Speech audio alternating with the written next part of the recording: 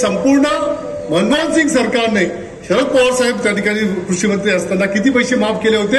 सगळ्या देशातल्या शेतकऱ्यांचे बघितले तर 72,000 कोटी 72,000 कोटी शेतकऱ्यांचे माफ केले होते. यांनी 16 लाख कोटी 22 लोकांचे माफ केले. तुम्ही तुमच्या प्रचाराच्या मुद्द्यामध्ये पुढच्या 20 दिवस बाकी काहीच लक्षात नाही ठेवलं तरी चालेल मित्रांनो. फक्त एकच गोष्ट लक्षामध्ये ठेवा, जो कोणी भेटेल त्याला एकच सांगा की जर 16 लाख कोटी त्या ठिकाणी 22 लोकांचे माफ होऊ शकते. आमच्या राहुल गांधींनी निर्णय केलेला आहे की लाखोने त्या ठिकाणी लखपती राहुल गांधी करणारे, महिलांच्या खात्यामध्ये 1-1 लाख आणि तरुणांच्या खात्यामध्ये 1-1 लाख म्हणजे लाखोने. तुम्ही 22 लोकांना अब्जोपती केलं. आमचं सरकार आल्यानंतर लाखो लोकांना लखपती करायचा निर्णय त्या ठिकाणी घेऊन टाकलाय. एवढं डोक्यामध्ये ठेवा. प्रत्येक बूथवरती जा आणि आपल्याला प्रत्येक बूथमध्ये मतदान काढून घ्यायचंय. आणि राज्य एकंदर पाहतोय, राज्यामध्ये राज्य सरकारबद्दल प्रचंड नाराजी आहे. सगळीकडे आवाज येत असतो 50 खोके तुम्हाला माहिती आहे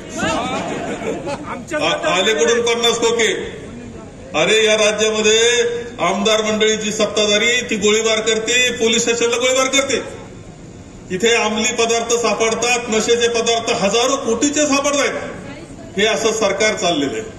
केंद्र सरकार जे नरेंद्र मोदी यांच्या पंतप्रधान म्हणून करतायत काम, परंतु खरं सांगतो की महिलांवर अत्याचार, मणिपूरचा अत्याचार असेल, आमच्या पैलवान मुलींवर झालेले अत्याचार, तो जो खासदार तो मोकाट फिरतोय आणि त्या मुली आता जेलमध्ये. तुम्ही माहिती केजरीवाल जेलमध्ये, दुसरे मुख्यमंत्री जेलमध्ये हेमंत सोरेन.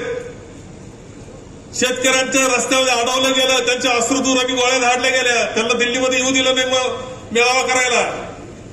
शेतकऱ्यांचे किती हाल आहे वेगळं सांगण्याची आवश्यकता नाही. हे केंद्र सरकार तुमचं आमचं बिलकुल नाही वस्तुस्थिती आहे.